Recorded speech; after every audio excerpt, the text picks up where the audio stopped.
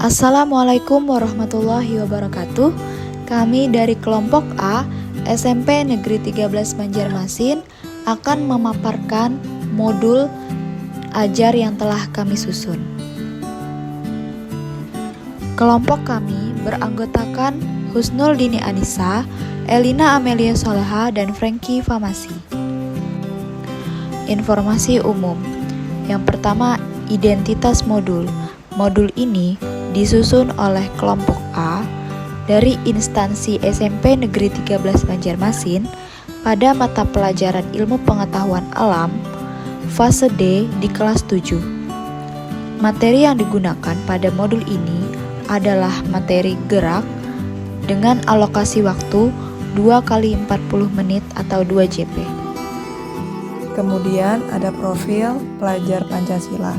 Ada beriman, bertakwa kepada Tuhan Yang Maha Esa dan berakhlak mulia, mandiri, gotong royong, dan bernalar kritis. Sarana dan prasarana yang digunakan dalam pembelajaran ada teknologi pembelajaran berupa laptop, LCD atau proyektor, papan tulis, dan spidol. Media pembelajaran yang digunakan berupa PowerPoint, video pembelajaran, dan lembar kerja peserta didik. Bahan ajar yang digunakan berupa buku paket IPA kelas 7 dan LKS. Model pembelajaran yang digunakan yaitu Problem Based Learning atau biasa disebut dengan PBL. Pendekatan yang digunakan saintifik dan TPACK. Metode yang digunakan diskusi, tanya jawab, dan penugasan. Selanjutnya, tujuan pembelajaran. Yang pertama, peserta didik mampu menjelaskan GLB dan GLBB melalui kegiatan berdiskusi dengan benar. Yang kedua, peserta didik mampu menganalisis GLBB dipercepat dan GLBB diperlambat melalui kegiatan berdiskusi dengan benar. Selanjutnya, kegiatan pembelajaran. Kegiatan awal yang dilakukan guru adalah membuka pembelajaran dengan salam dan berdoa sebelum memulai pelajaran. Kemudian, guru menanyakan kabar peserta didik dan memeriksa kehadiran peserta didik sebagai sikap disiplin. Kemudian guru memberikan apersepsi dengan mengajukan pertanyaan dan memberikan motivasi kepada peserta didik. Kemudian guru memberikan soal pretest untuk mengetahui kemampuan awal peserta didik sebelum mempelajari materi tentang GLB dan GLBB. Selanjutnya guru menyampaikan tujuan pembelajaran kepada peserta didik. Selanjutnya kegiatan inti.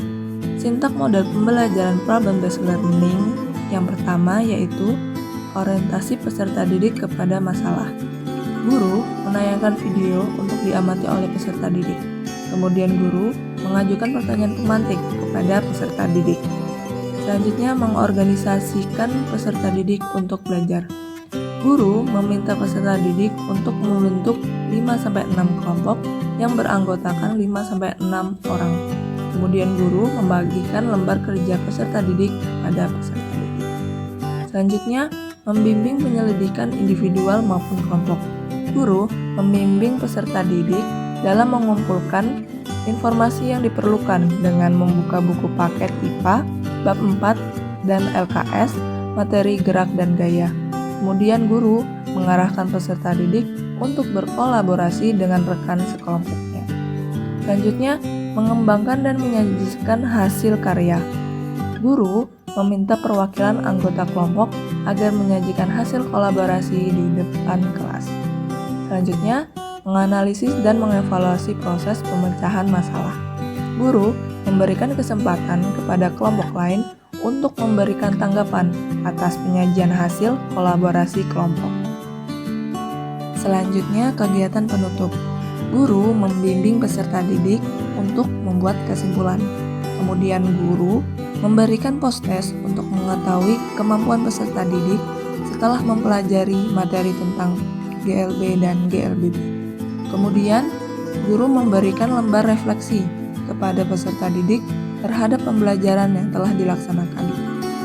Kemudian, guru memberikan tindak lanjut kepada peserta didik untuk materi pertemuan selanjutnya. Dan yang terakhir, guru menutup pembelajaran dengan mengucapkan salam. Selanjutnya yaitu asesmen yang digunakan dalam penyusunan perangkat pembelajaran. Yang pertama yaitu menggunakan asesmen kognitif, di mana disajikan 4 buah gambar yang kemudian dicocokkan sesuai dengan jenis geraknya, di mana masing-masing soal memiliki skor 25. Kemudian untuk memperoleh nilai akhir, dijumlahkan perolehan skor dibagi jumlah skor maksimum dikali 100. Yang kedua yaitu asesmen afektif, atau disebut juga sebagai penilaian sikap. Teknik penilaiannya dilakukan dengan observasi atau pengamatan secara langsung, dengan kriteria penilaian sikap yaitu beriman dan bertakwa serta berakhlak mulia, kemudian gotong royong atau kemampuan kerjasama, kemudian bernalar kritis dan kreatif. Dengan pedoman penskoran dan kategori yang dibagi menjadi 4. Yang pertama yaitu perlu bimbingan apabila bernilai di bawah 80. Kemudian cukup apabila nilainya 80 sampai dengan 86. Kemudian kategori baik yaitu pada rentang 87 sampai dengan 92 dan bernilai sangat baik apabila pada rentang 93 sampai dengan 100. Untuk memperoleh nilai akhir, dijumlahkan perolehan skor, kemudian dibagi jumlah skor maksimum dikali 100%. Pemberian skor pada penilaian sikap atau asesmen afektif mengacu pada indikator yang terdapat pada rubrik penilaian sikap. Apabila terdapat satu kriteria yang muncul dalam diri peserta didik, maka peserta didik akan diberikan skor 1. Namun apabila peserta didik memenuhi dari 4 indikator yang ada pada rubrik penilaian, maka peserta didik akan mendapatkan skor 4 sesuai dengan komponen penilaian asesmen afektif. Yang ketiga yaitu asesmen psikomotorik atau penilaian keterampilan. Dilakukan teknik penilaian dengan penugasan, di mana kriteria penilaian ada 3, yaitu kebenaran substansi materi atau penugasan materi, kemudian kemampuan argumentasi atau komunikasi, dan kemampuan presentasi. Dengan pedoman penskoran dibagi menjadi 3 kategori, yaitu kategori cukup, baik, dan sangat baik.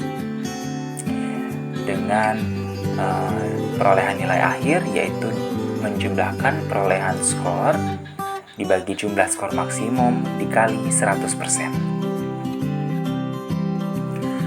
Rubrik penilaian keterampilan atau psikomotorik menggunakan 3 indikator.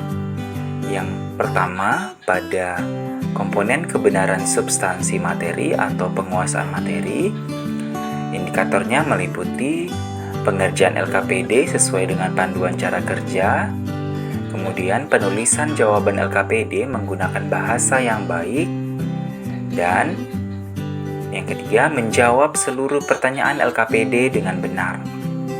Apabila dari ketiganya terpenuhi pada peserta didik, maka peserta didik diberi skor 3. Kemudian, pada komponen kemampuan argumentasi atau komunikasi, indikatornya meliputi adanya komunikasi yang efektif selama proses diskusi, mengikuti jalannya diskusi dengan antusias, dan saat menanggapi atau mengajukan pertanyaan menggunakan bahasa yang jelas, baik, dan benar.